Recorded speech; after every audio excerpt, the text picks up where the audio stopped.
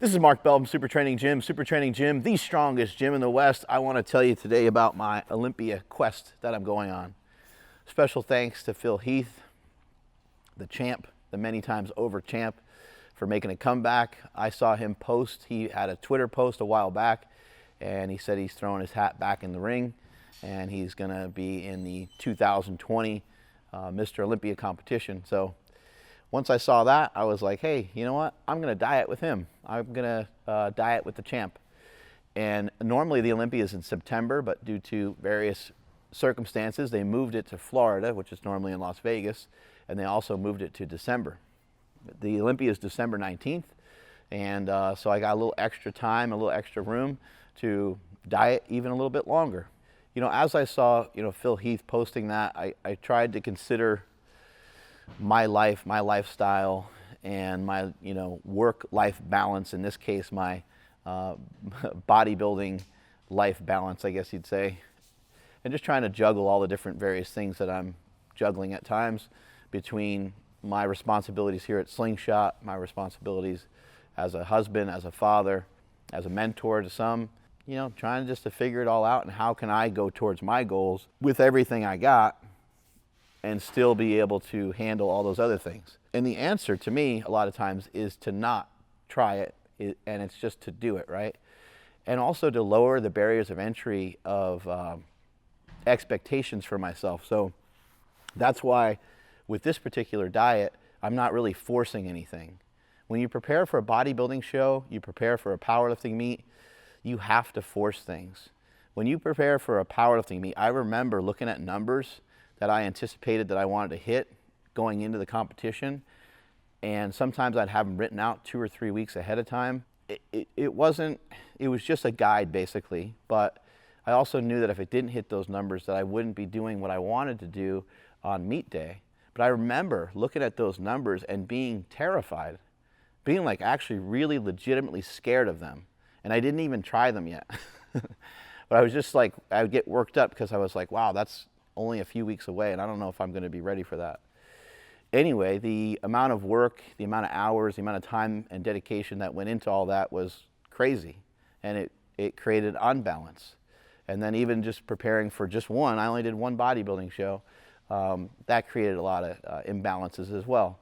So it's like, how do I stay balanced but still stay focused and still get in good shape? And so this is what I'm working on right now, is to have a diet that's strong and powerful and that works really well and helps me advance and helps me lean out, helps me get in better shape, but it also doesn't pull away from a lot of my other responsibilities in my life. So basically what I'm going to be doing is, when you get ready for that bodybuilding show, you have to be all in, you want to be all in, you want to be 100%.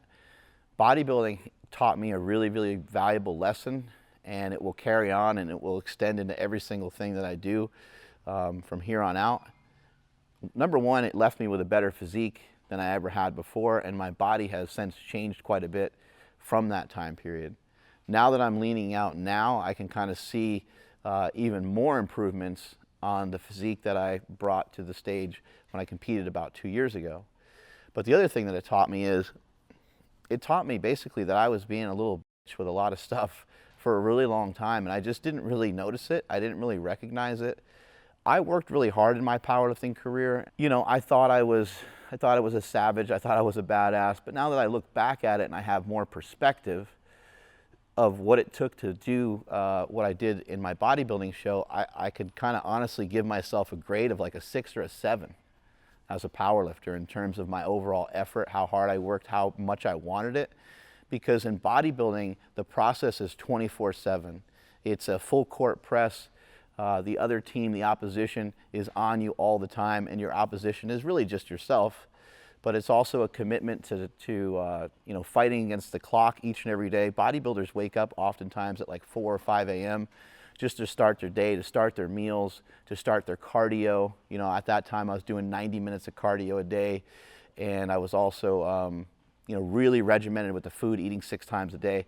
So these are all things I wanted to pull out and pull away, and I want to see if I can end up with some really great results. Now I understand and I realize that I'm not going to be as lean as I was on the day of the show for a bunch of different bunch of different reasons, but I just want to get in the best possible shape that I can while still having some good balance. Because right now, in terms of how difficult this feels to me, in terms of my diet and in terms of my training, nothing about it feels difficult. It feels fun, it feels great, I feel great. Each and every day is a great opportunity to get a little bit better. Some of the major differences between what I did to prepare for that bodybuilding show versus what I'm doing now, number one is just the cardio. I haven't implemented hardly any cardio. I did cardio for like a week or so a while back, and then even pulled away from it just because time restrictions. It just didn't feel like I was ready to get to it yet. So I will implement a little bit of cardio, but nothing like the 90 minutes that I was doing before. I'll probably do maybe 20 minutes, about 5-6 days a week. That's the major difference, is no cardio. Another big difference will be that I'm not going to plummet my fat calories down a ton, and that will make everything a lot easier because I'll have more energy and I'll feel better. Number three, the third thing that I'll be doing that's different is I'm not going to eat 6 meals a day. You know, those meals were very specific. I weighed out the carbs each time to kind of make sure I got a specific amount of carbs and a specific amount of protein and all that. I'm not counting anything, not tracking anything, not weighing anything. Those things don't even fall in line with my beliefs. I just did so because those were things that were recommended to me. But I'm not a fan of it. I don't enjoy it, and so I got rid of it. So basically, a lot of what I'm doing now is stuff that I want to do, rather than me forcing myself to do stuff. And I actually think in the long run that I'll get leaner and in way better shape doing things this way. There will be a point, there'll be a tipping point somewhere where I'll have to force myself to do a couple things that I don't want to do, you know, if I continue this onward for a while. But, you know, I think sometime in 2021, if I get myself in the shape that I'm looking for, and like sometime in February, maybe I'll start to think about what I can do with that. We'll just say that for now. My training is a little different. I'm doing a little bit more bodybuilding. When I competed for the bodybuilding show, I didn't really do much. I just didn't feel like I had enough weeks ahead of me to really make any sort of real change. So I did a little bit of powerlifting mixed with trying to get a pump. But right now I'm really focused on trying to widen out the shoulders a little bit, trying to make my back stronger and trying to make my back wider. I think that's kind of the definition of a bodybuilder, is to have a good wide back with some wide shoulders. So that's something I'm really focused on. Also working on bringing up the arms a lot, because my arms, I tore them a bunch of times, and so I'm really trying to focus in on that. When I got ready for the bodybuilding show, I just, like I said, I don't feel like I had time to really hone in on any one thing and be like, hey, I need to bring that part up. And so I just trained. But this time around, I'll work on molding stuff, shaping stuff, and getting a little bit fuller and stuff like that. Very fortunate for me, I've come in contact with some of the greatest bodybuilders of all time. I've been a fan of bodybuilding for a long time. I've seen these guys in the magazines over the years, but I was never like a crazy fan of bodybuilding. I've always been more into strength sports. But obviously I've seen, you know, Jay Cutler, I've seen Ronnie Coleman, I've seen these guys in magazines for years and years. It was always inspired by the look, but I never even been to a bodybuilding show until I had my own bodybuilding show to attend, to compete in. But I kind of think that bodybuilding is a really weird sport. To get in the best shape of your life is really, really cool, but then to get judged for it and then to be compared to other people, you know, comparison is the thief of joy. I mean, in that case, it really is, because you're like, hey, man, I did everything I could. I got in the best shape. This is all I got. And you finish dead last, and you're like, doesn't feel so good. But if you can recognize that it's about the improvements that you can make for yourself, that's the biggest thing. Bodybuilding, I think, is something that anybody can do. And I believe that you can become a better bodybuilder every single time that you train, because something I've been noticing, and this is something that I've been thinking about a lot lately, is that we talk a lot about mindset on this channel, and we talk about mentorship and stuff like that. I don't think I ever really realized the connection between, you know, your mindset and mindsets. Every time you go to do a set, it's an opportunity for a mindset. You hear people talk about a mind fuck, like that's a real mind fuck, right? People use that term. Well, training can be that way. Training can be a real mind fuck, because you can go to do something and something can hurt and you have negative feedback and it feels like shit. And then you feel like shit about yourself. You like, all kinds of stuff can happen. A lot of self-doubt starts to creep in. You think everything that you're doing is wrong, so then you're like, I should change my diet. Oh my God, my plan's not working. Oh my God, I have a competition coming up. And it just makes you feel like crap. I've shared before, I've cried from workouts before where it's just like, man, I'm trying everything I can and it just doesn't seem like anything's clicking or anything's working. But bodybuilding is interesting because when you're in the middle of a set and you get to like, you get through the first 5 reps, they actually feel really easy on a set of 20 usually. Like, you're like, I can do this shit all day. Then you get to 10 and now you're like, oh man, I don't know about 20. So 5 reps earlier, you had this conversation in your head that you can go on for days, right? And then now you're on rep number 10 and you got a whole another 10 reps to go. Well, this is an opportunity for you to change your mindset and for you to build upon your mindset. I don't know any other way to do it than through physicality. I guess you can expand your mind through reading, and there's a lot of other methods and stuff like that, but for me, all I've ever known was lifting weights. And so when you get into these sets, you know, I want you to think about not how painful it is or anything, but I want you to think about the process that's going on in your body. Your legs are burning. They're filling up with blood. That's a very normal process. They're burning like crazy. You don't feel like you have anything left. You're up against the ropes, and now you have an opportunity to tell your mind, say, hey, you know what? We're going to be fine. All we have to do is breathe, and all we have to do is keep moving. All we have to do is figure out a way to keep moving. Sometimes you can rest a little bit, just a half second, just to be able to get that next rep in there.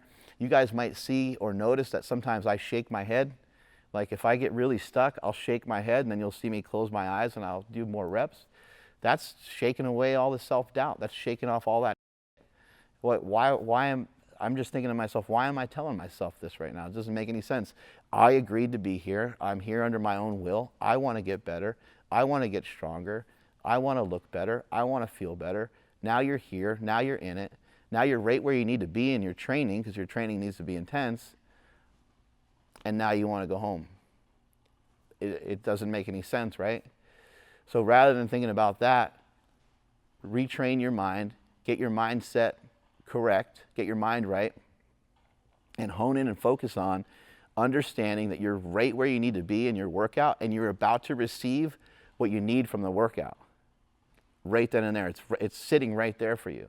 I've told people before that they go to do a set, and I'm like, a PR is on the bar right now. It's a matter of, you know, how much do you want it? You have an opportunity to get better right here. Like, this is what we worked for. This is what we worked towards. Sometimes it's 8 weeks. Sometimes it's 16 weeks. Who knows how long it is? Sometimes it's a complete body of work in the case of getting on a stage or getting on a platform and showing people what you can do. So I've had the opportunity to meet all these different great bodybuilders over the years, and it's the same from each and every person. Jay Cutler has that saying, don't be fancy, be consistent. That's everything right there. You don't need to be fancy, but you need to have an intent each day to make yourself a little bit better. How are you going to make yourself better? This is what I'm working on. This is why I chose to do this dieting with Phil Heath going into the Olympia, is because I want to continue to make myself better. And when you are making yourself into something, you're going to have to use a little bit of force. But what I see from a lot of people is they use too much force, and then they end up not doing anything. They end up being paralyzed by that. So I'm trying to be really cautious of that. I'm trying to make sure I'm not turned off by any of this. I want to make sure I'm fired up and excited each and every day to get it done. And so that's why I'm not like, all right, 90 minutes of cardio. Hey, I'm starting this on Monday. I'm trying not to do that part. I'm trying not to have that narrative of we're going to push all this stuff out on me all at once, because I know that I won't really want to do it. And what's the point in doing something that you don't really want to do? It has to really come from inside. It has to come from within. Hopefully you found this video useful. Thank you guys so much. If you want to follow along with my diet, in another video I shared the diet completely, gave you all the details on exactly how to do it, so you can keep dieting with me. I'm not going to stop. Just December 16th is just a day that I picked to do a photo shoot. January is World Carnivore Month. Going to get shredded for that. And then you're going to continue to diet and maybe even bulk in February. So you guys will probably more people will want to do that with me more so than anything. Strength is never weakness. Weakness is never strength. Catch y'all later.